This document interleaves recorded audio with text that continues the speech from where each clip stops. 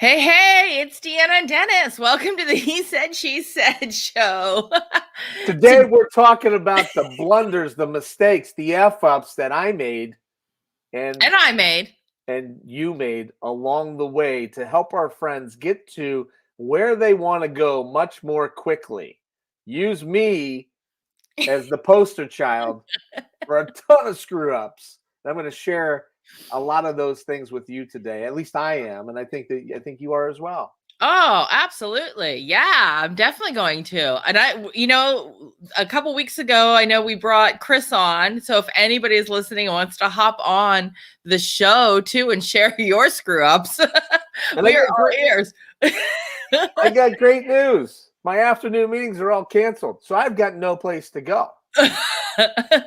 I have to go get Biggie he's getting spa. It's Chihuahua Day. So they sent pictures of him in Mardi Gras necklaces. So I have to get him after this. But by the way, what a great idea. What? To do Chihuahua that. Day?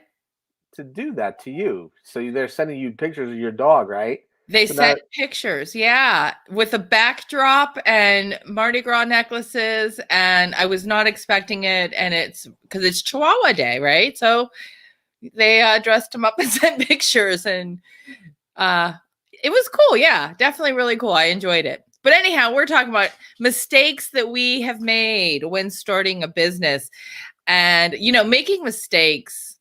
It's inevitable. I mean, you're going to listen to what Dennis and I share, and some things you may not do, but you'll make your own mistakes. I guarantee it. And that's okay, right? Because making mistakes is just part of the business. But hopefully the mistakes are small enough that it doesn't cost you too much in the long run. But just embrace the mistakes and move on. But there are some really common mistakes that most people make. But Dennis, before we start that, can you share like one of your mistakes that you made? Probably one of whatever, just any one of your mistakes that you made when you were starting your business.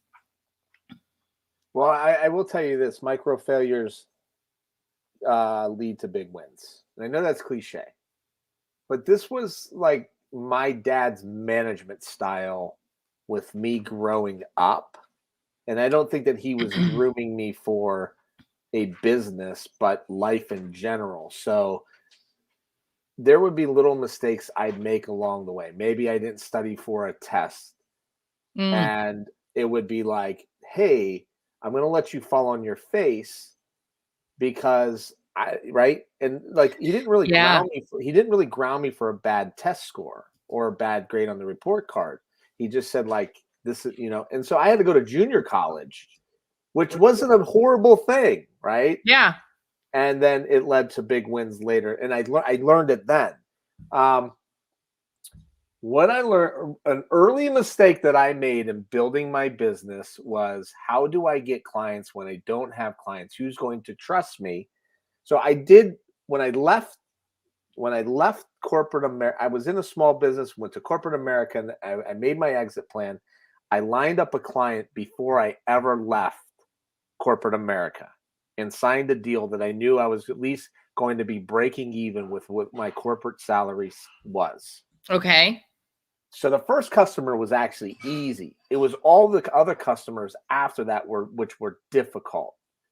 And one of the things that I did to build that business was I took on some pro bono work, some nonprofits, things like that, to basically leverage that as an opportunity to get more business. And who's a part of nonprofits a lot of times are board members, and usually they're influential board members. And so, but when I looked down at my roster, I had like 2 paying clients and like 4 pro bono clients. And it wasn't converting to pro bono clients. And that's a really quick way to go out of business, right? That ratio needs to be 4 to 1, 5 to 1.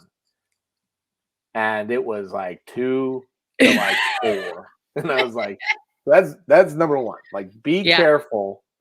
You want to be helpful. You want to grow your business. But like, I had too many pro bono clients very early on. That was a big mistake. Well, my story is similar, a little bit different in the sense that I fell into this by accident. I was actually doing something else when I won Top Mom in Business by Discover Card. And I did that using social media. So people were asking, they started reaching out asking, how did I do that? So I had clients before I actually even realized that I had a business. So a little bit different, right? But a lot of my clients were startups, just like me, or single moms, right? That was my audience. I in a sense, was my audience. So I made the mistake of selling my charity, right? So things were very inexpensive, or I did a lot of things for free as well. I still made money because I had to make money, but I gave a lot away for free.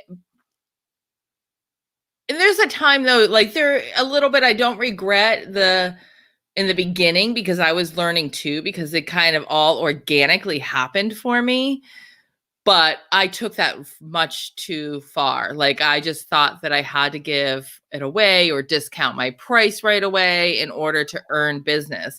And that wasn't the case at all. Not at all, but Right. that was my fear. Was if I don't if I don't discount, I might lose the customer. And sometimes customers are okay being lost.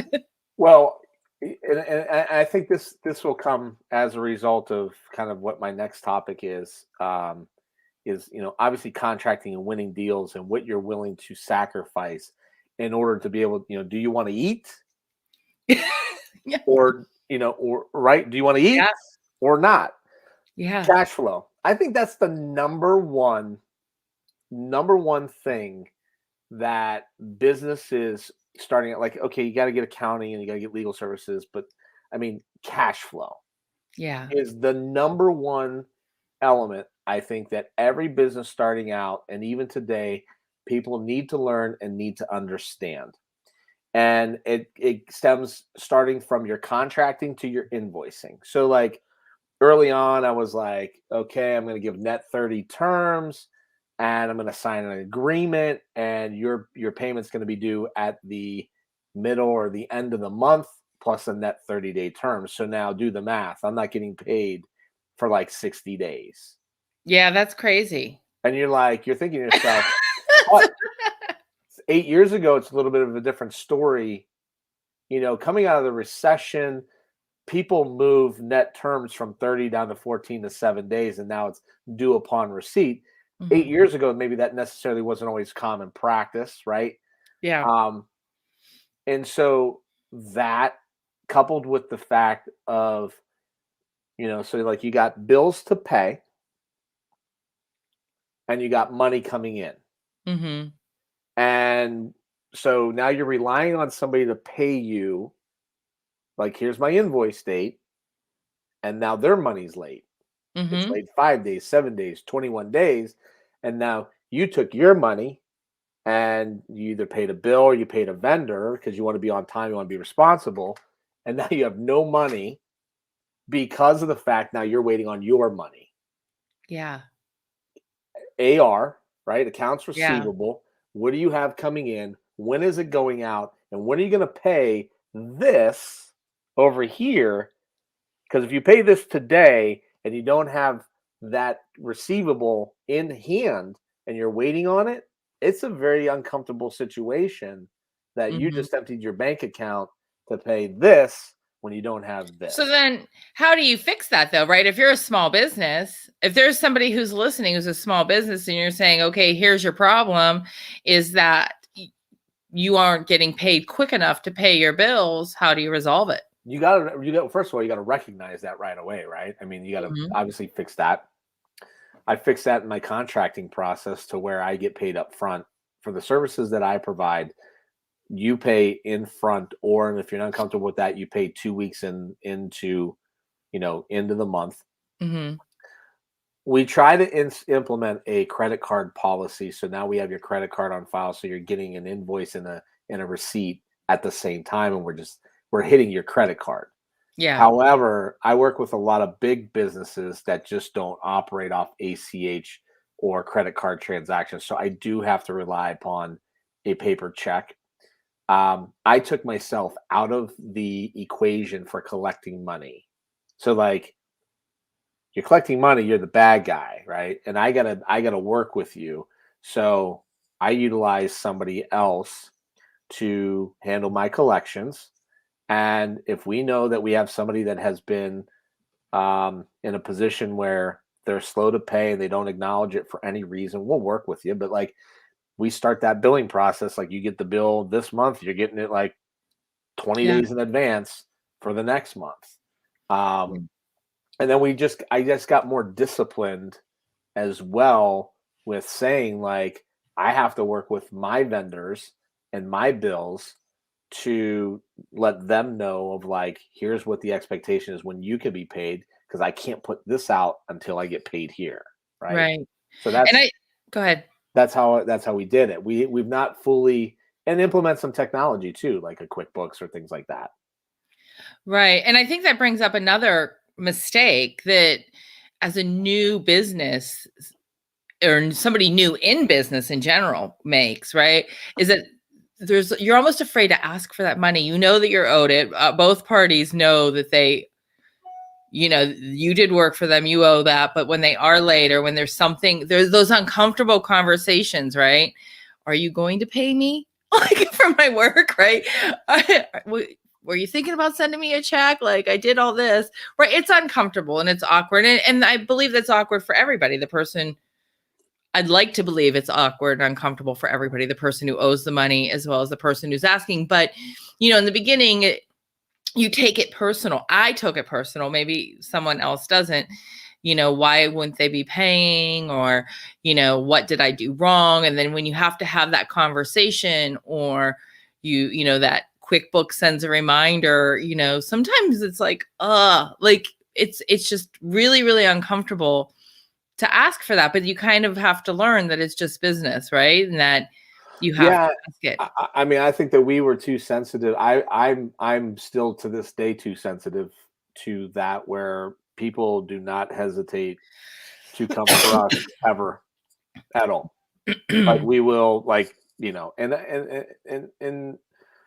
I never want to be in the position, but like I've had to say, like, look, in most cases, like somebody will, you just it's like I don't want to stop services on you, but Mhm. I'm going to have to, right? Right. Because you don't go into a restaurant like, and so there's all different sorts. Like, I mean, you never open up a restaurant and be like, all right, well, I know you just had lunch. Tell you what, when when you get it, pay me. Yeah. Right. No, the restaurant owner's like, and like restaurant owner wants paid. It's true, but people don't look at it that way. People don't But look at and but in the same note, like I mean, we're talking right now, in our businesses or service related business, but there is a product, there's websites, there's right. content, there's things that we do actually produce in addition to a service like a video or Mhm. things like that. So like even for your restaurant owner, like you have to be in a position where like you're obviously buying food or Right. booze that you're going to eventually have to pay that food supply company, and you need your customers that are coming in, your patrons. So Yeah. it works like that in a lot of industries. I So have a Cash, question for you. I have a question for you. So what do you do when, right? And this doesn't happen anymore, but I believe I may have set boundaries. But in the beginning it happened a lot, right? Friends or family come to you and they want your service for free. And this happens, it doesn't matter what industry you're in. That, and as you're talking about the restaurant, right? The restaurant owner, I don't know if people actually go in and want food for free, but they probably do. Like, wait, you're not picking up this lunch, or can you paint my house for free? Oh, can you do my landscaping for free? Youngstown's a difficult community in that sense, right? I mean, I'm guessing like I'm guessing where you live now, you don't have that issue. Well, I don't know people It's here implied where, I mean, right. it's Youngstown in is home. It's family, it's friends. it's in Youngstown. Unfortunately, look, I lived elsewhere for 20 years. could have spun the globe, could have went anywhere that we want. We wanted to be back here, and we love being back here. But the fact of the matter is, I know your uncle, Dennis. I grew up with your Yeah. grandfather. I know your cousin. Me and your brother, me and your sister are very good friends. That's great. I'm glad that you're all friends. But friends doesn't put my kids through college, right? And so there is this implication that I do know you. There's got to be a degree of, I think, separation. And I think early on, you have to make a determination as to whether or not do you want to do business with friends and family. Mm-hmm. And obviously, I'm not in the business of like, like it could ruin relationships, first of all, right? Like I like to Yes. believe that I'm going to go the extra mile and work really hard, but not everybody gets a win. So now that falls on my shoulders. And how are we going to handle that? How are we going to handle that? Right. The same note is like, I think, like we've got a doctor in the family. He shows up at Christmas. I joke around. I'm like, did you bring your like billing machine? Because there's a line of people that are going to start telling you all their elements right now. And he Yeah. starts laughing, and it's like, it comes with the territory. I'm really good at the one-off conversations. Friends and family, we're talking. I don't care. Like, that's fine. Like, we're going to have like, you're working on something. But the thing that pisses me off is where I've had those conversations with friends and family, and I'm good enough for the free. Mm-hmm. Pick the brain. The hamster starts running and spitting out ideas. And then I find out like they're contracted and they're working with somebody else on a pay per diem. Yeah. That what really pisses me off. Yeah, me too. And I've had that happen to me, right? I've had people who've reached out and asked question after question after question, and I don't mind answering questions. I mean, that's what we do here, right? We're doing this, and the content we post, we're giving free. But then when they want you to do a little extra legwork, right? And then just kind of like they just assume they want just the free. They don't want to hire you. They don't want to do anything. You're just kind of like, I'm just there. But you're right. You do have to sometimes draw that line, but it is frustrating. You gotta draw a line or statute of limitations. Like, hey, we having a beer at the family cookout, or we sitting around, hanging out, and we're having like this kind of like this impromptu conversation. You had an issue with something. Mm-hmm. Okay, yeah, I can answer it. Now you start to grab the time beyond that. Now, like, Yeah. right? And now here's what I get. So I get people calling me. My mother-in-law will ask me something about, I can't get my messages on Facebook, or something. I'm like, I'm off duty this weekend. I'm Oh, not come working. on. You have to help her with her messages. She's not asking you to create a strategy for her. I know. That's usually what I tell people. I don't know. Go ask them. Totally different, Dennis. Help her out. I do have a really good story. So this is a true story. But no, This is a true story. Joanna recently was asked to be an ambassador for a local gym by another marketing company that's involved with helping that brand. And actually they'll be on the show here, or I'm sorry, my podcast eventually. Right. We've done work together. And she's like, I have to create my stories for this. I'm the gym, and I'm an influencer. I'm the brand ambassador. I'm doing this for a week. And she's asking me questions about Instagram.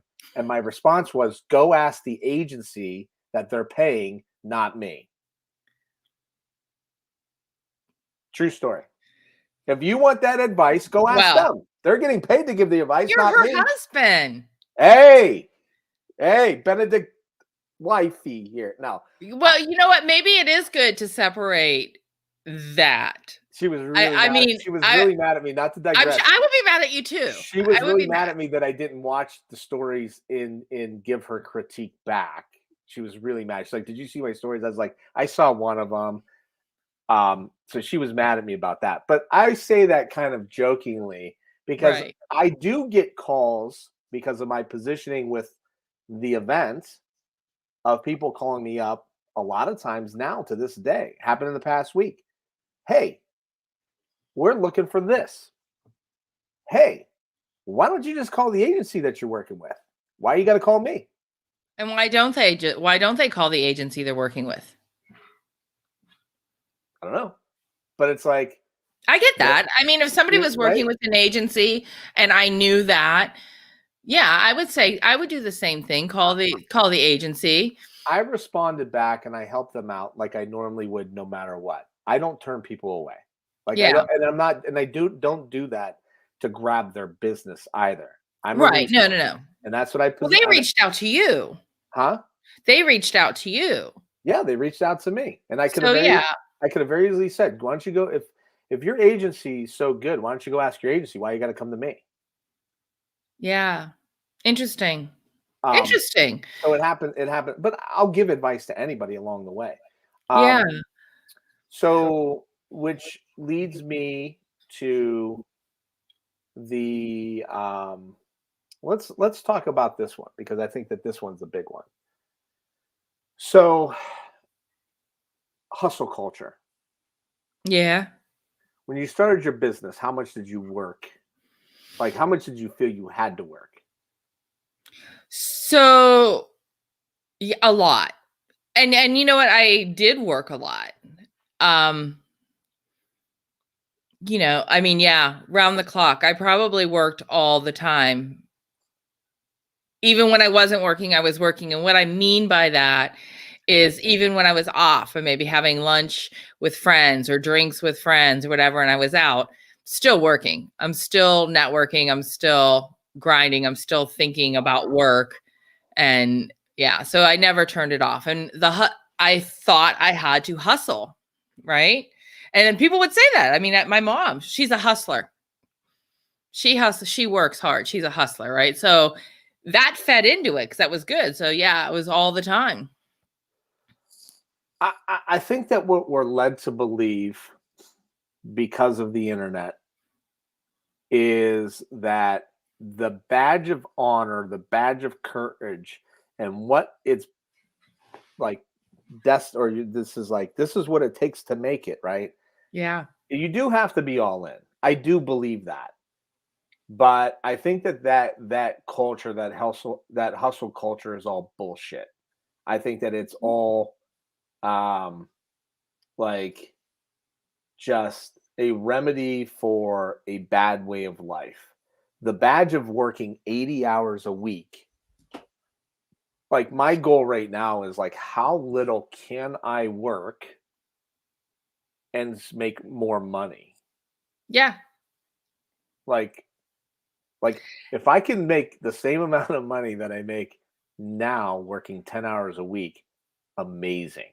But we tend to if we do that right now we figured out how to do that now say maybe the 10-hour 15-hour workday becomes a 12-hour workday we replace that 3 hours with additional stuff and I personally think that it's just and for me this isn't for everybody this for me is my own personal burnout it's my Yeah. own personal path to burning myself out.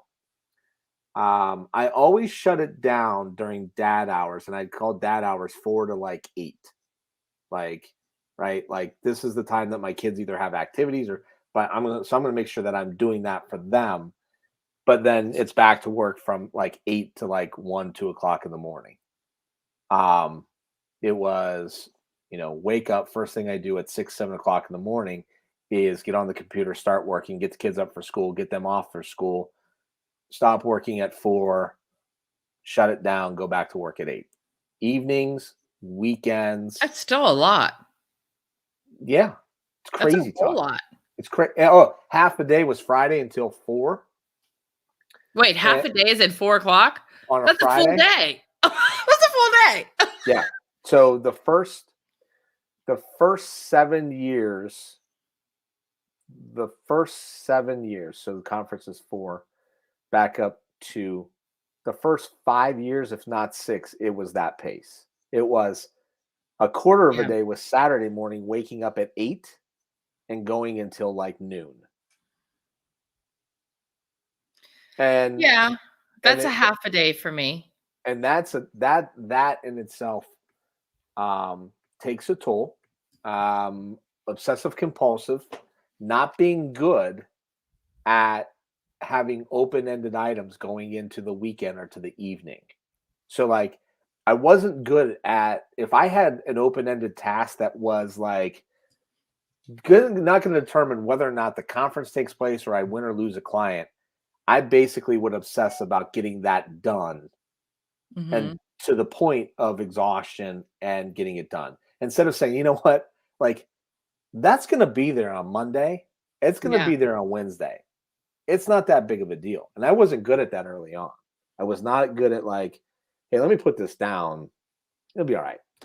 Like, Yeah, I would agree. In the beginning, there was a huge amount of guilt if I wasn't working as much as I could possibly work. And same as you, right? I would take a break because my kids at the time were playing baseball and traveling. So I would be off during that. And then it was like back to the grind, 110%, 200%. And if I didn't, there was a total feeling of guilt.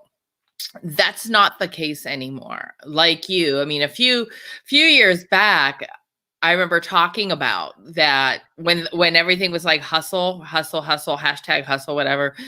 I'm like, no, it's a joke. It's not what it's cracked up to be. Like, we should not work until like we are exhausted. Work smarter, not harder. And that's what I started implementing, different strategies to do that. So my work week is pretty short now. I still get the same amount of work done, ironically, right? Because I cut out a lot of other stuff, but I get to focus more on the things I enjoy doing. So things I enjoy doing doesn't really feel like work a lot of the times. Now, will there be peaks? Like, there'll be times when right. I'm launching a program, right? And that week leading into it, that launch period, then I'm putting in a lot more hours, right? But when that program ends, then it's like, okay, kind of like go back down and chill out for a little bit until the next program is launched. I mean, I'm incredibly busy right now. Like, I didn't know like this today. I hit you up, and I'm committed Yeah. to every Wednesday at noon because I've really dedicated to wanting to build this podcast. But like, I'm incredibly busy right now, and it kind of irritates me because I want to go out snowboarding, but I know that baseball season's 6 weeks down the road. Yeah. And once baseball starts, like it's going to be nonstop from April 15th until probably July. And I know that there's a number of things that I have to get in place so that so I'm obviously right now I'm putting in extra time. I've got some extra busy stuff things that I need to get accomplished. Right. Um the because I want to enjoy that time. I got myself involved in coaching sports with my kids for several different reasons, and one of them out of many is that so if I'm not working, I don't feel guilty because I'm actually giving time to my kids. So that's kind Right. of how I displaced that, because at the end of the day, if you're an A-type personality, if you're an OCD person, if you want to be successful, you're going to be like, well, fuck, like right now I'm going to go work. Like I'm going to go, like I got some free time on my hands. I'm going to go work. And I've gotten better at just saying like, you know what? I don't want to work on Monday. Like Yeah. I want to go, maybe I want to go run. I want to do something for me, whatever I want to do. And there's nothing wrong with that. And I think No. that's the mistake. That's a mistake that I made. I think No, that I agree. you got to sacrifice and you got to eat crap. Um, when you're starting out, it's survival mode. But in the same note, like you have to figure out what's also not going to burn you out. Mm-hmm. Because and everybody's like this. Here's what everybody thinks about texting and driving and drinking and driving, right? It's bad. You shouldn't do that, Yeah. right? Yeah. Well, it is. But I can handle it because I'm a better, you know what I mean? Like Oh, yeah. right. So burnout mentality is this, like, you should people will watch this and they'll be like, yeah, he's right, but I can handle it. Yeah. Right. And then you start to grind the 50, 60 hours a week. I mean, and maybe that's a result of why I could do what I do now.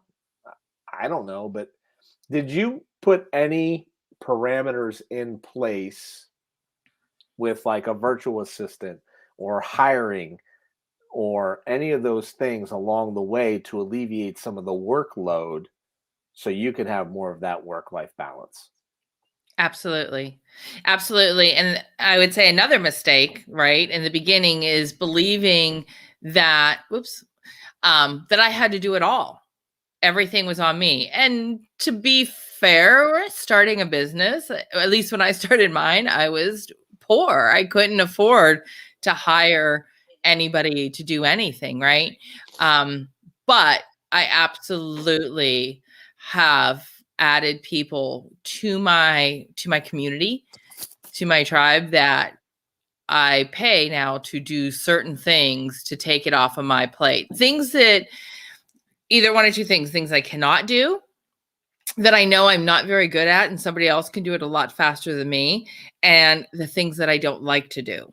Those are the two things. So now I get to do really the stuff I really like. So what you have to what I got better at doing was adding up what my time is worth in the equation of doing simple tasks, like maybe it's a content update to a website or building out a newsletter or those functional things that take time. Yeah. And looking at a certain point, you're right. So like survival mode, I need to eat. I need to do it. I can't pay somebody else to do this for me right now. Mm-hmm. But I also started to look at that risk that comes along with saying, like, what's my time worth if I went out and got a new client, a new sponsorship, a new thing, and this 2 hours that I just spent billing out this work, if I could just find somebody to do that for me at 50% of what I would charge the client, and then I get 2 hours of my time back to be able to go out and find the additional revenue stream. So I really started thinking in those terms. The virtual assistants that I've hired, I had some good ones and I had some bad ones. And the social media manager, I've had some people over the years, and just really started to think in those terms. Like I think a lot of people think, oh, I'm going to hire somebody, but really think about it in this capacity. This is what I did. If I'm doing that web thing on Monday morning for 4 hours, my time's worth X. Right. My time would be better spent doing what? Right. Overseeing it or actually doing it. And there's a big difference between, and that's the difference between having a business and then just being somebody that hires themselves out to do work for other people. Yeah. Right. Yeah. And you bring up a good point. Building a network. So a lot of people mistake networking for building a network. Right? Yeah. You're part of my network. So like I emailed you the other day, like with a question about a WordPress website. Mm-hmm. Building out a network of people that know how to do shit is a really important thing also along the way. And I'm not talking about networking. Right. That's the action of maybe that's a client, maybe that's a resource, maybe that's a new friend that you met through the action. I'm talking about building out a network of trustworthy people and vetting those people so that you can go to them for either advice, for services, for mentorship, for a sounding board, therapy, whatever it is along the way. So true. Building a network is an incredibly undervalued item in that process. I think that's so important. And I'm glad that you brought that up because first off, most entrepreneurs are solopreneurs. Most are doing it on their own. And, it can get very overwhelming. You're not sure if you're making the right decision and you don't have all the answers to everything. Yeah, I may know the marketing piece of it, but I don't know the QuickBooks piece of it, and so it's good to have that network there. And you're right, as long as, and here's the only thing I will suggest, and I believe I've got a pretty good network in the sense that we could reach back and forth, right?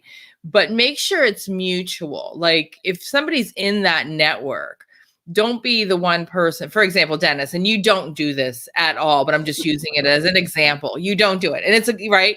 But if you were always calling me, how do I do this on this website? How do I change this? How do I do that? How do I do this? Right. And then you are giving this to somebody else you're paying them, packaging that up. No. Or you're just sucking the life out of me with all your questions. And I'm like, hey, you want to take my course? Right? Then, don't do that. And you don't. If anyone's listening, Dennis definitely doesn't do that to me at all. But make sure it's mutual, right? It's not, you've got a network, you've got a tribe of people that you can reach out to and ask some questions, and they can ask you questions. Look, to help you grow. At the end of the day, and we think in terms of, some of these other things, but you got a brick and mortar business. Yeah. Find yourself a plumber immediately. And just be a good person to that plumber and build value in that plumber. If you own a clothing store, I'd hook a plumber up with an outfit, because when the shit does hit the proverbial fan. I ran a business in New York City, and our toilet are basically, what happened is the plumbing came back up through the toilet overnight. Mm-hmm. With 2 inches of water, and I'll spare you the other details. Yeah, no, that happened to my house, actually. Okay. In Ohio, yeah. And I had to find someone to get out there ASAP. So not easy. If I had built up value, and then this is over a decade ago before the internet, but if I had built up value in a plumber, I would have had that plumber would have said, hey, I will be right over. Instead of being like, I have a bunch of other jobs and I'll get to you when I get to you, right? Yeah. That's what I mean. If you build up the network, the electrician, you build up this network of people. You own a bar or restaurant, I probably have trades night once a quarter and invite all the tradespeople in for a round of free drinks, because you're going to need electrician, flooring, plumbing, all these different services. Yeah. That you want to be the first in line when you unfortunately have a business interruption, that you're going to be able to call somebody. And I don't know that, okay, yeah, I want to know, I know things about web design. But if I have somebody that I've put on, maybe I've given work to, when there's something simple, and I could call them and say, hey, I've done, build the network. Yeah. Do you have a mentor? Have you had a mentor? Absolutely. Do you mentoree? I do. Yes. I think having a mentor or a coach is invaluable. I've had a couple different mentors, and they can still reach out to them when I need something. And it's the biggest difference. Yes. I have a huge issue. I'll come. Why? Breaking news. Oh. I'm not the best at getting advice. At getting it? And I don't give much either. Okay. I know I'm doing it does not lost on me right now that I'm talking about mistakes that I've made, but it's like sitting somebody down and let me give you some advice. Right. Let me But that's not really what mentoring is. I know, but I'm not that, but it kind of is and it kind of isn't, right? But yeah. I'm self-taught in just about every aspect of what I do, and I pride myself upon the fact that nobody could really take credit for that. So, okay, good for you. All right, I don't agree with you, but go ahead, finish. That you don't think that I am self-taught? You don't? No, I do believe you are. Oh yeah, I do. But you are the only one who could take credit for that. I agree. And unfortunately, this is instilling even down to my kids, to where when we went snowboarding and I was like, I'm going to put you in snowboard school. They're like, no, why don't you just teach us? And I'm like, I appreciate the fact that you guys are kind of learning in the same way, but I don't know that it's best for everybody, right? Yeah. I have not really ever found somebody that is a mentor. Yeah, I've had some basketball coaches over the years, but I right now, there's nobody that I know that is in business, runs a business. Like I've had some conversations with some people, like I want to do a podcast with like some retired business people in the area that I have these wonderful conversations with. They have Mm-hmm. amazing stories. But I don't like that's like a one time a year. Like I see them and I'm like, tell me that story again when you started your business. But like I don't have like the mentor in the traditional sense of a mentor. So I'm going to share why I think it is valuable. I hear what you're saying, but I honestly think you are doing yourself a disservice. Okay. And there is somebody who can mentor you. And I don't know who that person is, but there is. And here's my example. The first time I really encountered a mentor for way back when, right? When I had Sweetie Bites. For those of you who don't know, I left my corporate job when my kids were young and launched an at-home business. It was called Sweetie Bites. It was actually cake pops. Nobody on the East Coast was selling cake pops at the time, and I never used the word cake pops. I am not, my degree's in psych. I didn't know squat about marketing, nothing Okay. at all. Okay. But I started using social media, Twitter and Facebook at the time, to launch and grow that business. And it did gain a lot of attention. So in my life prior to that, I sold copiers. One of my accounts happened to be Lenny Fisher, who owns Handles Ice Cream. Lenny calls me and says, Deanna, what the hell are you doing? Because he saw me on the news. I'm like, Lenny, I don't have a clue. Like, I'm just trying to survive. Get in my office. Come in my office. So I went to his office. He's like, I want to mentor you. We talked about the business, talked about, everything. Now, I thought things were great, right? For what I needed and what I was doing with having no tools and no experience, right? Business was really good. But every time I would go and talk to him or meet with him, he would ask me questions and I was prepared. Like I'd walk in there totally prepared, right? Because what I was doing was working. You could see that it was working. You could see the media attention. Winning that Top Mom in Business by Discover card was like really a big deal. So I was always pumped up and super proud of myself. And then he would start asking questions. And I was like, I don't know. I don't know. And he's like, why don't you know? I'm like, I didn't even think of it. He was stretching me out of my comfort zone to think differently than I was thinking. And there was no way I could have learned that on my own. Maybe eventually way down the road, right? But what he taught me in that moment has carried over to what I even do now, because he stretched and he pulled me and I hated it. Don't get me wrong. I would leave there feeling like, oh my gosh, like I walked in like a rock star and I am like a total loser. Like I didn't even think of this stuff. Right. But I see the value was something I could have never learned in a book. I absolutely think finding the right mentor, and I have one now. I mean, Tracy Miller, who has Color 3 embroidery. She went to school, her and I went to school together, and she has a phenomenal business in Warren, Ohio. You would never know how much product goes through that. I mean, she is amazing. And she is somebody else that she's in my network. I can call her and she will pull the layers away.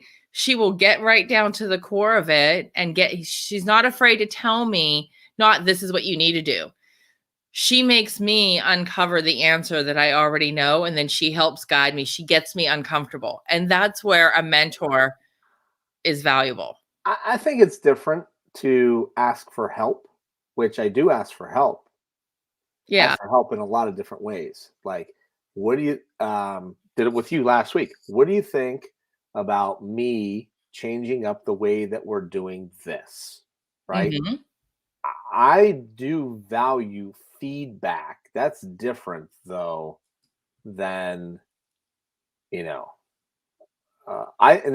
on conversely, I don't have a traditional mentoree relationship with people. Yeah. But I always hire people that I look like I can mentor and help them get where they want to go. I always say, give me 1 to 3 years, and whatever you want to do after that, I will be your big, and hopefully we could get you there even quicker. Yeah. And we have conversations. It's mentoring. It's like, we have conversations and I don't answer. And I'm like, hey, how did you respond? What'd you say? What'd the email look like? And then they tell me, and I'll be like, okay, here's what I would recommend that that you go back with them at, or you send the, like, right, very micro, but then macro as well. Like, here's what I think you had to do for certification and all this stuff along the way. I get people that ask me all the time, like, how do I start a digital marketing company? They're like, you mean you're going to tell me? And, because I have students at YSU. Yeah. And they're like, how should I charge for this? And they're like, aren't you the competition? And I'm like, no, I'm not the competition. You're going to start this regardless. Right. So no, right? But so I think that everyone out there, whatever works for you, first of all, go do it. I would tell you, don't ever be afraid to ask for help. I would agree. Because you just don't know what type of resources somebody's going to throw at. It could be a product, it could be an idea, it could be about your business, it could be whatever that is. And what I find is that people are always willing to help. And if they're not, they're not the type of people that you want a part of that network. True. They're not the right ones for So you. if anybody wants to put their arm around me and give me some guidance, I'm here. I'm up for mentoree adoption. Oh, you're funny. You're funny. No, I'm all for that. I'm all for mentors. And of course I coach. So I'm all for coaching too. I think Right. that's so.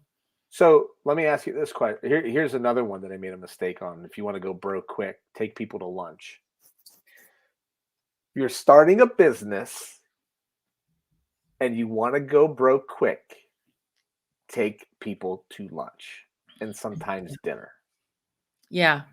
But if you want to conserve your resources, invite them for coffee. It's much cheaper. Yeah, you know what? When I was like I told you, I sold copiers way back when in my other life, and we would take people to lunch all the time. That was kind of expected. While I've been doing this, it's rare that I have coffee a lot, coffee, wine, things like that, but I really haven't. And it just, for whatever reason, it hasn't felt like it's as expected. And maybe it's because a lot of my clients, I've been fortunate in the sense, but a lot of my clients have been all referral based. So they have seeked me out. It wasn't like I had to do that. But see, I'm not like since they're Deanna. clients, I'm not like Deanna. I actually have to dance for my lunch. I have to dance. I have to dance for my meals. We do get very different clients. Yeah, I dance for my. I work. I hear that all the time. I work for mine too, but I've been very fortunate. I recognize that. I hear that from a lot of people. Like, oh, people just call us all the time, and I'm like, yeah. Well, I didn't say that. All of my clients have been referred. But what I'm saying is this: is that if there's a form, and I definitely cut out dinners as I got older with kids, because my time with my kids is more valuable than the potential outcome of the dinner. Mm-hmm. Early on, when I was in healthcare IT sales, I really got burned, and I knew it when it was happening, and I didn't know how to handle it. And I wanted to call the guys out so badly.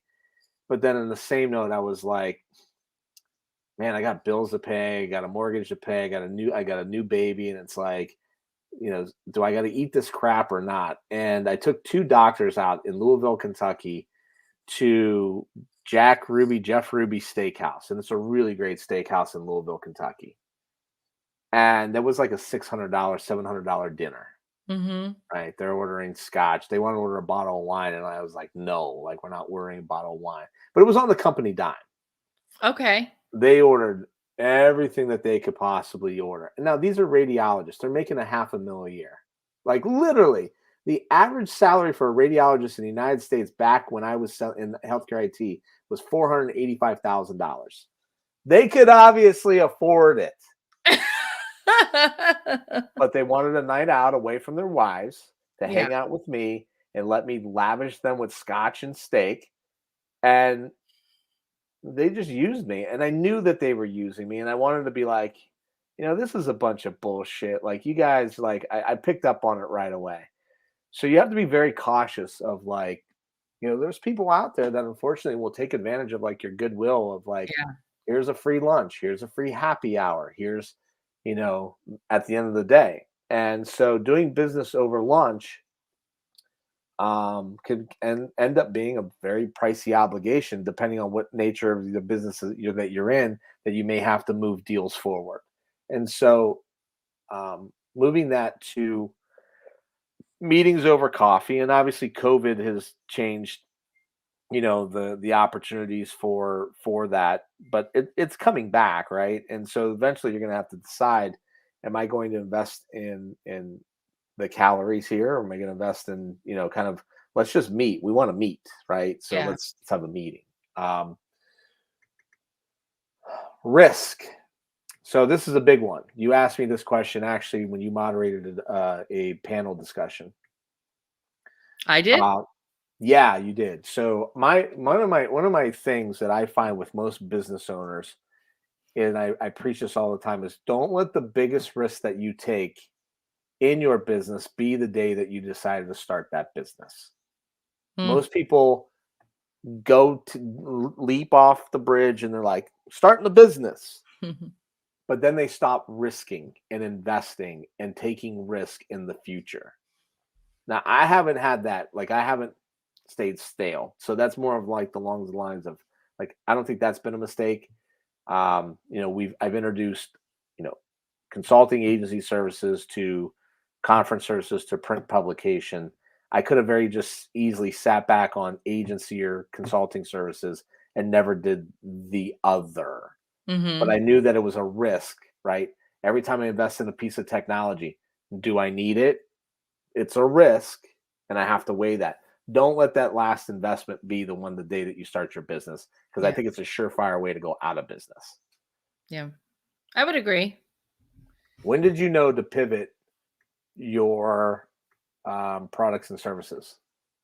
Because that's an extension of that.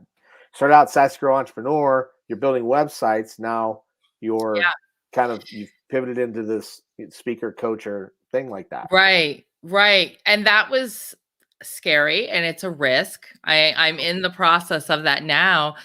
So, and like I said early on, I got into the digital marketing and the website development organically, just because people were reaching out because of what I did. But when I first started this, before I even did it for other people, I was really hosting little workshops for women wherever they would take me 11 years ago. And it's kind of funny when I see like my little banners with the old Facebook Market. Do you remember with the red and white awning and like the old logo? And I had that on my little graphic about I'm doing a workshop to teach you what you want to know about Facebook, right? Looking back at it, it's really funny of how simple it was. But that's where I started. That's what I originally was doing. And my degree's in psych. So as far as, teaching other people and understanding the psychology behind marketing and the psychology behind being successful, that's something that has always been part of me. The actual doing is something that I'm more known for, right? With Sassy Girl Media. I started doing that and helping other businesses. I made the decision to do that shift in 2020. COVID happened, right?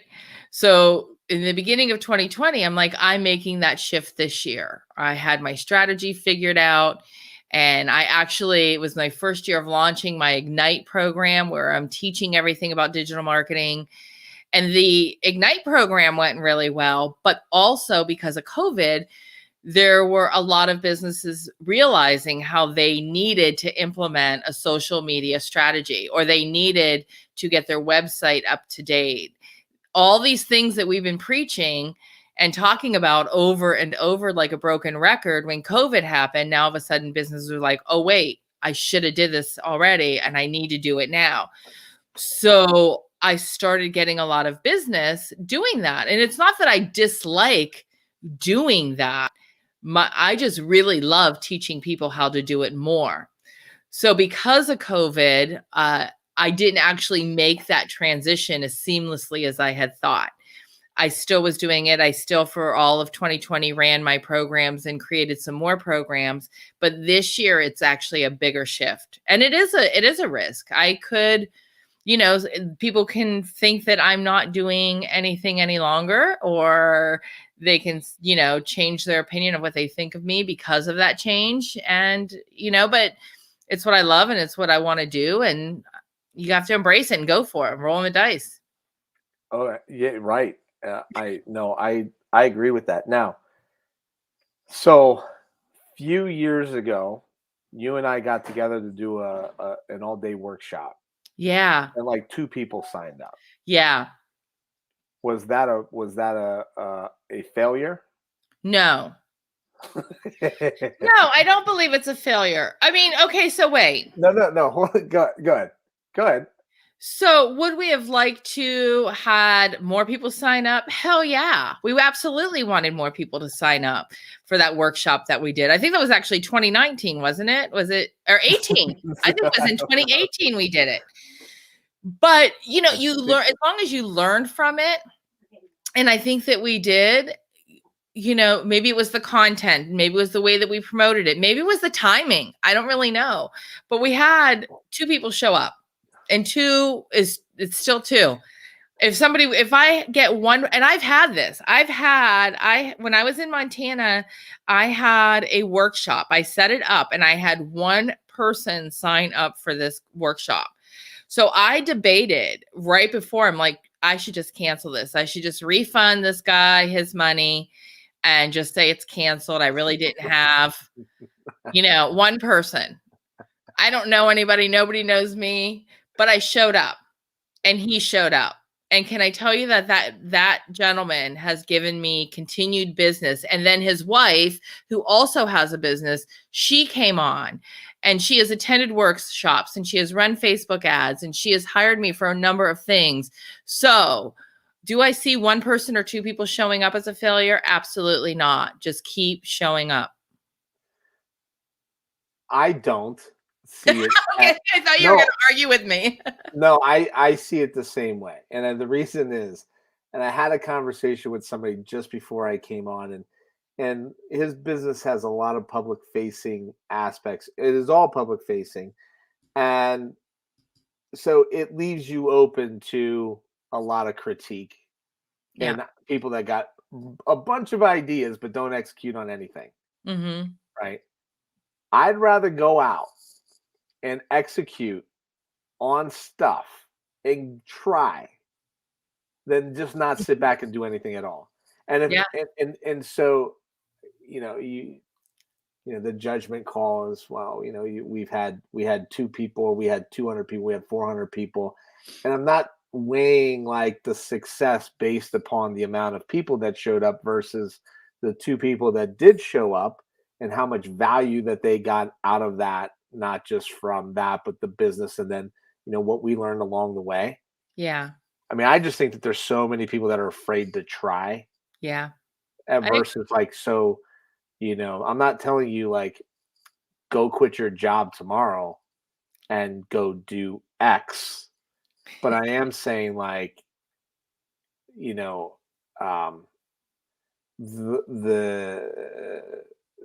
it's not a failure.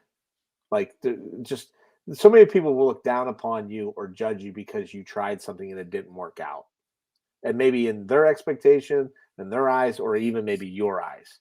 But the fact of the matter is you tried. Like you went for it. And I admire anybody along the way that's done that. I have 2 more on my list. Go ahead. Go ahead. Business loans. Credit. I don't think that it's a bad thing. I think the mistake a lot of people make is that people look and frown upon it. And there's times where you need an infusion of capital into your business that you need to go. Like you need to go now. And so organic growth is great. Long-term planning is great. But in the same note, like maybe COVID hits. maybe you need capital to stay afloat because the long term, the 5 to 10, 20-year picture offsets the 1 to 3-year picture. Yeah. So yeah, I don't look at that as a bad thing. I don't either. And I mean, just like in my personal life, I mean, I have a business credit card and I get cash back on that credit card, right? So same thing in my personal, like I will put everything on that credit card and pay it off every month and get the cash back. So I use it as a tool and not something that's going to burden me. Okay, so then the next thing is that I've had some colossal firings. Mhm. So like absolutely shot out of a cannon type of like Hindenburg, like crash and burn, didn't work Yeah. with clients. Um, do you have any, like, early on, did you ever have to subject yourself to your what's the right word? So go back on your convictions Mhm. and be like, damn, like in order to obviously eat. So do Would you handle it differently? Would so yes, there's one, and I'm actually thinking of a particular client, right? And I have no problem sharing, and if she's watching, I don't care. So I won't disclose who, yeah. but I was early on when we first started talking today, right? I said don't sell your charity. And early on in my business, because I was still survival mode, single mom trying to, do everything on my own, um I would discount my price to get the business because Okay. something was better than nothing. At least that was my mindset. Today, that is so not the reality. Nothing is sometimes better than something. Like it really, really is. But I discounted my service for someone because I wanted to help them, right? They played on my heartstrings. They gave me the song and dance and they got me hook, line, and sinker. And I discounted big time. Big time. This person turned into not only the biggest pain in the ass that I have ever dealt with my entire life, but and probably the only client that I've ever had where it actually just blew up. And the reality was that she found someone who could do it cheaper, so she wanted out of our contract and wanted me to reimburse her for everything that I did. She was Ooh. nitpicking on things, but I had an email to show like everything that we had agreed on along the way, right? But it was one of those things where um it was definitely there wasn't, it was just bad. And that's when I realized I'm not going to. Were you worried though that they were going to go tell 10 of their friends or 20 of their friends on social media, and then that what that was going to mean to your business long term? So there was a part of me that was afraid. And actually, this particular person did leave a nasty review, and I did respond. And I probably shouldn't have responded, but I responded with facts. But I probably shouldn't have even. I mean, I don't know if I said some or didn't say some. I think when you have a lot of really good reviews, people can read through the garbage. And that is what that was. But that bothered me at first because it was my reputation. In reality, I knew that this particular person was not really my ideal client anyhow. And, I know who my ideal client is. I didn't know my niche at the time. I didn't know everybody was my niche. Everybody was a client. Again, that was a mistake I made early on. Now that I know who I'm speaking to and what my client looks like, this particular person was not that at all. So I I wasn't overly concerned about not losing that Well, circle of friends, of her friends. I didn't think they'd be my client anyhow, but I was concerned about what she put on social media. and without going too far into detail, legal action a part of that discussion or no? She did, and I encouraged her to do so. End of I story. mean, here's the thing, when I'm wrong here, and I'm not always right, and there are times when I'm wrong, but I do believe that, I mean, I was raised in the sense, right? Do what's right and do what's fair. Even when if you made the mistake, own that mistake, right? And I've made plenty of them. And I will probably reach out to a client first and say, you know what, I messed this up, and make it right before they even say anything. Like, that's just who I am. Sure. But this particular case, I was confident in what I did, and I had a whole list of emails that showed that there was really nothing that they could do. So when they did threaten that they were going to call their attorney, I said, fine, have them contact my attorney. I'm good with that. Like, I encourage you to do so. Go for it. I don't care. And I really didn't care, because it was total BS. There wasn't really any substance there. I understood what the real thing was. She wanted something for free. Yeah. And that was it. And I could see through that. And I was confident that someone else would see through it too, who wasn't part of it. Uh-huh. So, yeah, I mean, if I'm wrong, I'm wrong, but that's why we have contracts, right? To cover our butt. And that's the biggest reason I use email. I don't like texting my clients. I don't like Facebook messaging them. I go through email. For two different reasons. One reason is we both have now a track record of everything that was discussed. Right. There's no confusion. B, I'm a little OCD when it comes to notes, and I like everything in one place. So every client has a folder, and I can put it in the folder so then I can go back and reference it, because if you're dealing with one client, it's easy to remember what they said.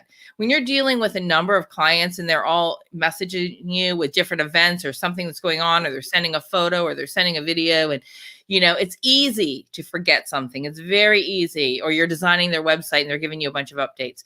It's easy to overlook that, where if I have their folder, I have a system in place where I know, going through those emails, I know how to check it off. I have like my system, and it works for me. It may not work for someone else, but it works for me.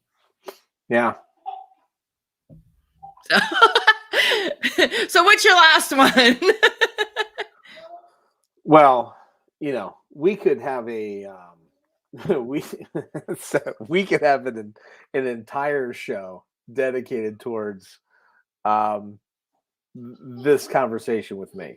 I've got unfortunately, people are like, why do you have so much a long history with, it's just interesting. Like, I find that the minute that I have held people accountable to the same standards that they want to hold me accountable to, is where I've had challenges with clients and relationships. So when I've said, when it's a one-way street, they're very happy. Yeah. Right. But when I say, turn the switch and say, okay, well, accountability is a two-way street, suddenly I'm difficult to work with. And that's so that has been an interesting thing where I haven't, I think early on, and maybe even now, that the only thing that concerns me with getting a customer or losing a customer has nothing to do with what they have to say about me after the fact. Because people are going to have their own, you can't change that, right? You can't change with, well, Deanna didn't get my website done, and she didn't do this, and she didn't do that. Matter of fact, you could have did everything 1,000% to absolute excellence. Yeah. Right? And it just, the relationship worn itself out. And now they want to work with the next person. So in their mind, they can't just say they did a great job, but the relationship just, it matured itself, right? Okay. They can't just stop there. They're going to have to say, well, I didn't like the way that he responded on an email, or I didn't like the way that they returned a phone. Like, they're going to find different things to nitpick about. Yeah.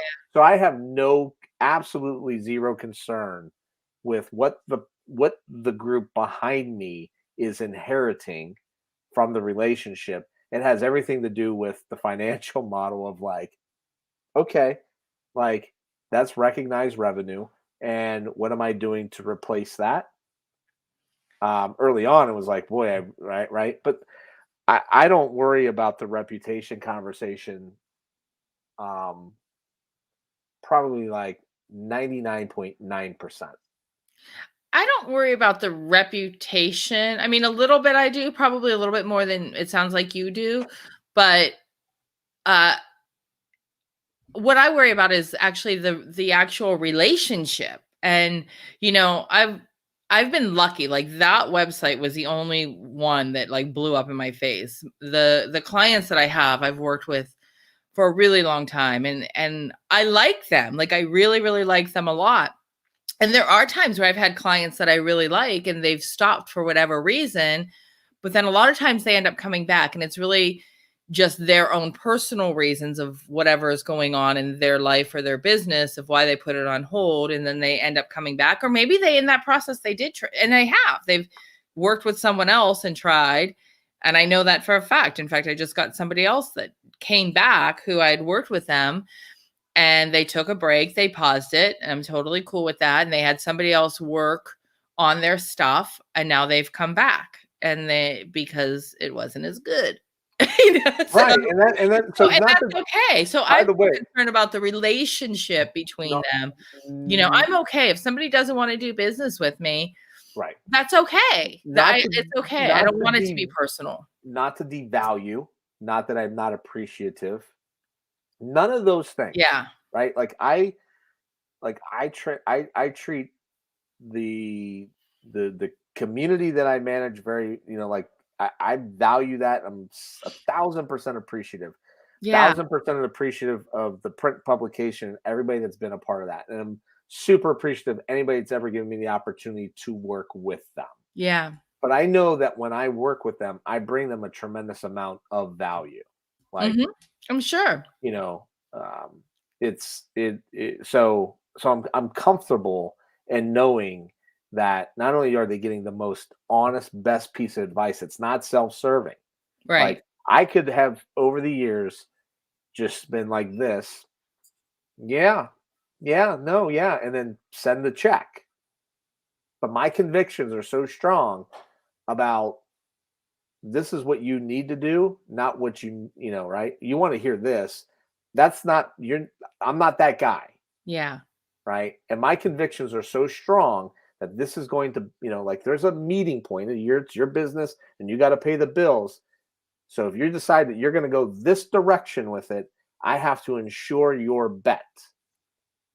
But in the same note, you're not paying me just to ensure your bet. You're also paying for my expertise and wisdom, right? And so I'm comfortable knowing that if I worked with you, I set you up in the best possible way to help you grow your business. And if that doesn't work for you, that's fine. A lot of times, the person that's coming in from behind me is like, write that check every month and we'll be a lapdog and we'll do anything that you tell us to do. And if, Mhm. right. And I could walk away being happy knowing that.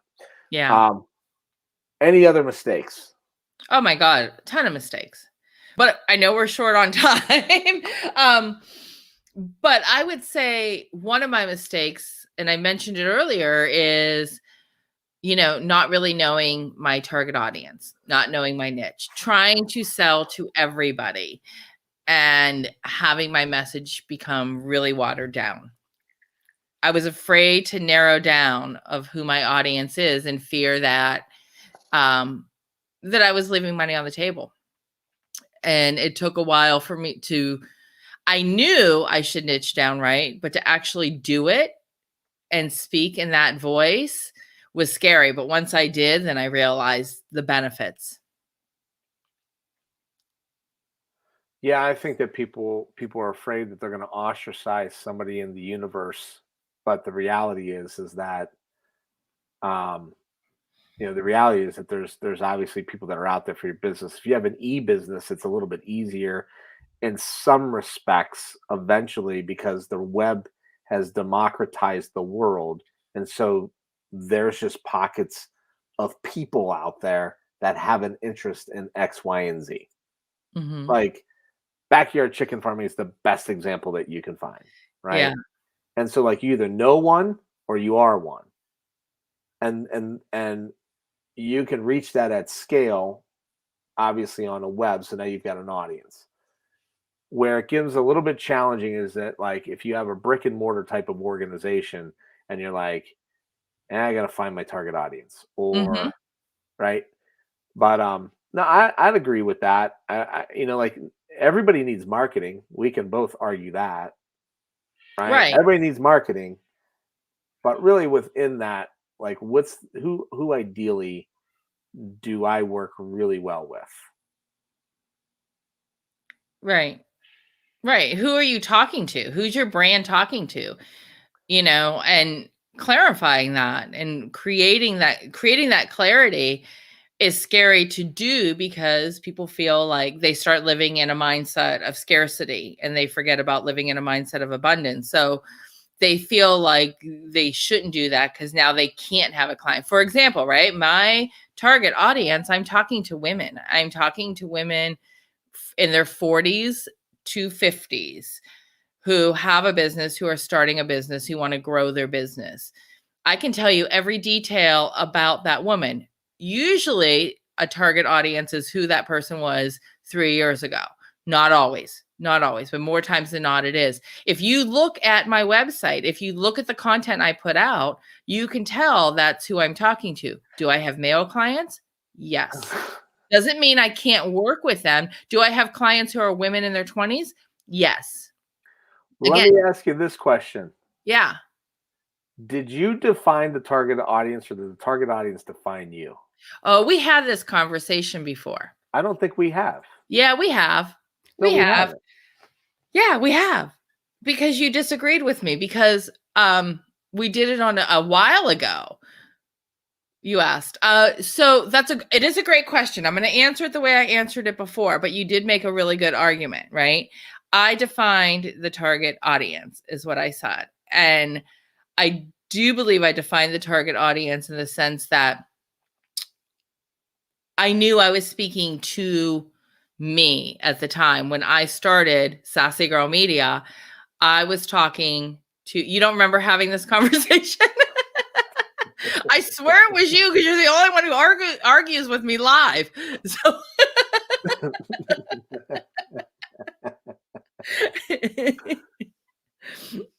yeah, but no, I defined that audience. I was speaking to the woman who was exactly like me when I started Sweetie Bites.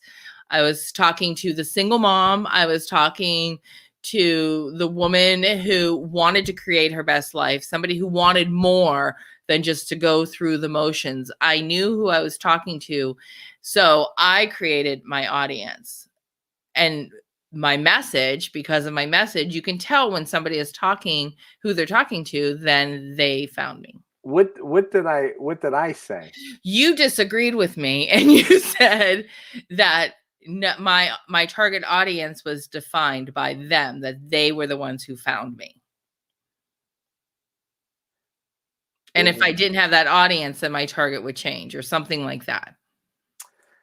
I could have sat here and defined my target audience all day long and gone through the whole buyer persona, and here's who my target audience is, and here and then there's the wish list of, like, who would I really love to work with, right? Yeah. Instagram tells me that my target audience are females between the ages of 35 and 44. And So, across all my social media and all my digital marketing demographics, it says the same thing. okay. Okay. And I would say I'm not surprised. Well, my wife's lucky. Women are on social media more than men. My wife's a very lucky individual. She has no idea the amount of attraction that I have to the 35 to 44-year-old crowd.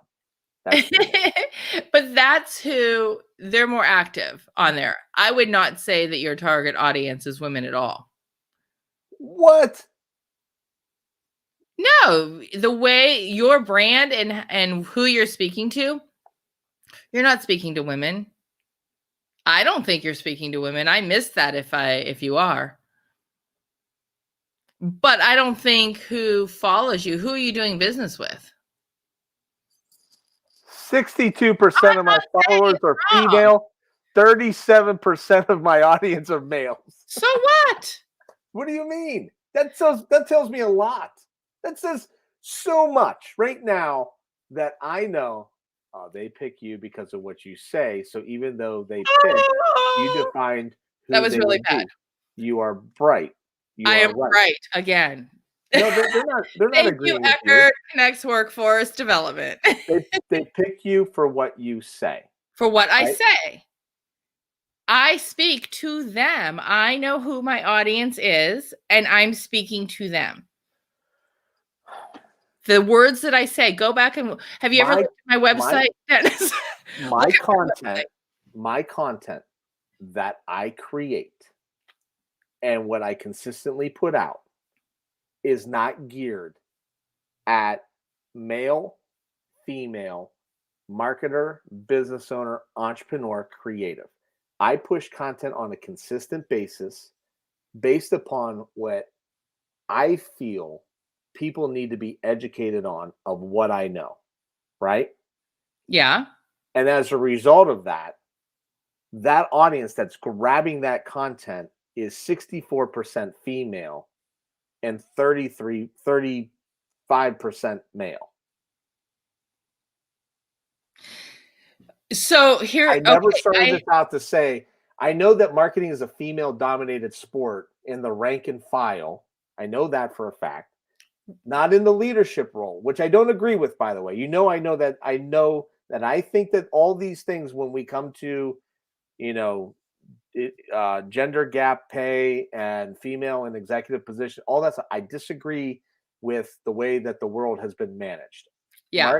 Marketing is typically a female dominated sport. I highly disagree with you that more women spend more time on social media during the day than men. I adamantly disagree with that. So I don't know what the actual stats are. I personally, in my personal circle, I know more women who are on social media than men who are. I know more men. Let's put it this way: I know more men who are not on social media or not active on social media. But what social media, what those stats say, who are your clients? Are you working with mainly women as far as your clients? No, Okay. it's a So I believe like it's a that number is skewed. I'm not saying that it's wrong of what they're telling you. Your audience might be more female on across the platforms, but I don't believe that that's what your voice is. Your branding voice to me does not say female. Not to say they can't work with you. Maybe they But want to understand the other side of the conversation that I'm willing to have they with don't. They most don't. women. Don't even enter into it. They want to They will enter regret it. they want to enter into the they're like, "Oh, he's a good spokesperson for men. Like he gets it." Oh, sweet Jesus. No. So uh, so My gosh. No. But it is a good debate. I think it's very important to and know by the who way, you're talking to. and so here's a mistake, right? I mean, the premise of this shows like the Our mistake, mistakes. Yeah. right? So the example that I utilize for this is that when I was involved in a diagnostic imaging business, and we could scan you in a position where you were watching TV, right? It was a sitting up position. There's pathology that can be diagnosed in the sitting position versus a lying down position because it's weight bearing, natural weight Okay. bearing, right? And we were doing research with Ohio State University and a group of neurosurgeons, and we were proving the efficacy. Now, I would run around town selling it as, hey, this is the most open MRI machine in the world today. You can watch TV while you're getting scanned. Claustrophobia is like present in 75% of the studies that we do. Okay. And if you have a pediatric, you don't have to sedate them. They could sit on the parent's lap. Like two big selling points, right? And you get better results. Look at us. Look how smart we are. First question I got, how big of a patient can it accommodate? I was like, well, up to 650 pounds. right? And they're Yeah. like, and so I thought my target audience was this. Turns out, it turned out to be obese people, right? Right. So the point is, like, we can always go out and try to define what we think our target audience is going to be. But at the end of the day, when you start to put your content out into the ethos on the internet, then the audience don't make the mistake of being like, well, I don't want them as a customer. No, having a target audience doesn't say that though. But it begins to define your audience begins to define itself based upon the type of content that you're putting out and the people that are gravitating towards it, True. right? Like I Yeah. might think like, oh, my content's great for I'm going to put out, this, and then it turns out like I get a bunch of people in the trades that really consume my content, and I never define like people in the trades as the people that would like be my target audience. Right. My content ended up dictating the people that got attracted to my content that became my target audience. And now I'm smart enough to figure out, well, I better put out more content that speaks to that. I hear what you're saying. And it's a great argument. It really is. And there you can change your target and you can have a couple different targets. There's nothing Sure. wrong with that. And there are times that things come up. Like you said, that's a great example of it changing. But I believe that if you are starting a business and you want to create your brand, that you need to have an idea of who you're talking to so that you know what voice to use. Right? Now, if I'm going to be talking social media and I'm talking to, let's say I'm teaching And social media, right? And I'm talking to business owners. I'm going to talk to them a lot differently than I'm talking to, the 18-year-old that wants to be the influencer, well, I think you bring right? up The another good verbiage. point with voice. So What voice, right? one of the things that I don't know that I've ever made this mistake is being like, I'm not going to change my voice because I have a different audience. Well, for you, you're not. That's But not when who I you're am. working with your clients, you absolutely are. You're using their voice. So if you called me and said, "Hey, Deanna, listen, I'm taking the family to Europe for a month. I'm unplugging. I need you to run everything with Duo Live. Come up with my content and run all that, right?" If I used my voice, you'd be like, "What are you doing?" No, like I'd have to know, I'd have to get into your brand and use your voice to create your content. That's a different conversation. It is, but it's not. Because when I'm brand storytelling for clients, right? We're talking now in a different genre. So I have a client, I have to represent that brand, right? Right. But I still, at the end of the day, I don't know. I like It's only now after a couple years that with one of my clients that we can start to look at the customer base and start to analyze and look for patterns of who the buyer was. 2 years ago, we thought, well, here's who our target audience is. Here's who we want to be selling to, right? Yeah. Okay. And there's some preconceived notions that come along with that, right? Well, we know that it's female, household income, house size, blah, blah, blah, blah, blah, blah, blah, blah. Okay, let's go. Let's go. And then it turns out that after 2 years, we've got a client base, and now we can analyze it and say, holy shit, we were way off. Home value, we thought was 125. Here are all of our customers in the 250 and on up, right? And numbers and data also can play into the mix to really help you define the future moving forward. For me personally, like when it comes to like my own thing, right? I'm not changing my voice like from being on stage at a conference to a webinar to a networking event to a Facebook Live. Like I'm still cutting up, taking shots of people, making jokes, making stupid analogies, like telling stories about my kids as it references in, right? That's what I'm doing. That's who I am. That's who my social media is. It's a little bit quirky. It's a little bit fun. It knows its stuff. It's got it right. I am who I am. Okay. Okay. And I'm going to use that voice. And the people that like that stuff are like, great. We want to tune in. And the other people are like, he's an idiot. I'm okay with that too. So then either way, the voice that you're using, you are attracting a certain type of person. We all are, right? And so that, and usually, but I'm not defining that audience. My confidence in who I am and my content is attracting that audience. And then I'm looking at the audience saying, hey, that must be who I attract. Yeah, but usually our audience is who we were 3 years ago.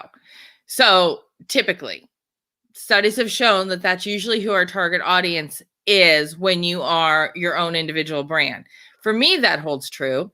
That's who I'm talking to. And from what you're saying, you're kind of confirming that is who you're talking to. It's your brand. You and I do similar things. Our brand voice is totally different. And we attract completely different brands. But the difference is that I think it is important to know who you're speaking to so that you can speak directly to them. If I tried to talk to every business owner, okay, if I say, because I can work with any business, I can work with any business owner I want to and teach them about social media or redesign their website or whatever. There's no limitations. The skill set is still the same, right? Let's just say website. I'm going to design a website.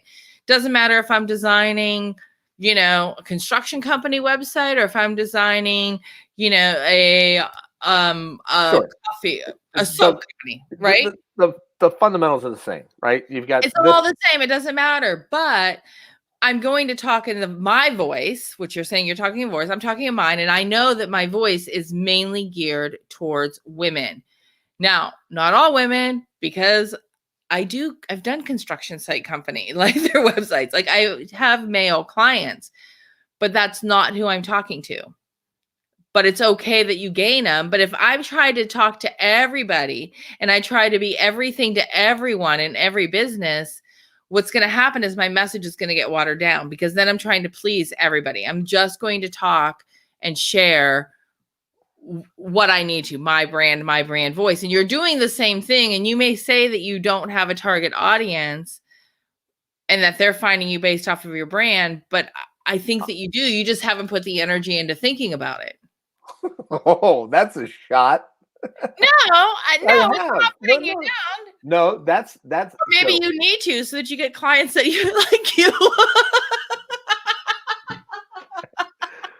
That was a shot, but in all kidding. Yeah. My clients that have been with me, they love it because of the results that they get. But I know they do. I'm picking on you. I think where the misconception is that, and I do think about that, but what I'm saying is I don't set out to define, right? I don't set out to define my audience and say like, here's who I'm going after, right? Mm-hmm. And so because I think it's a very difficult thing at times, like I don't know, like you can define, people go through buyer personas and they want to they want to define each individual person, but like things are changing so quickly on a day-to-day basis that I struggle with the buyer persona, and buyer persona is a target audience, right? It's a more defined version of that.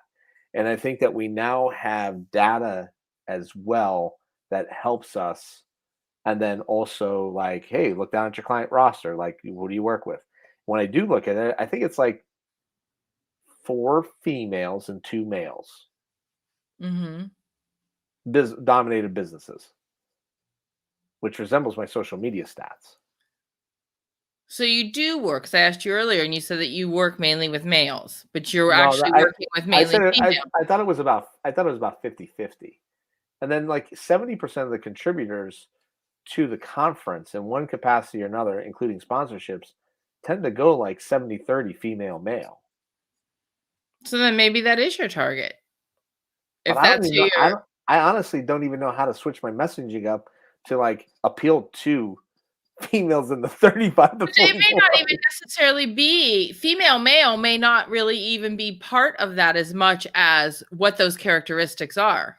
Because if I started like this whole like Because women, you don't, if I started this whole women empowerment, I'm with you, my sisters, and I'm like, right, like people are like, what is he talking about, right? Like I don't even know how to go after a 35 to 44-year-old female that represents my target audience. I have no idea how to define anything beyond what I currently do.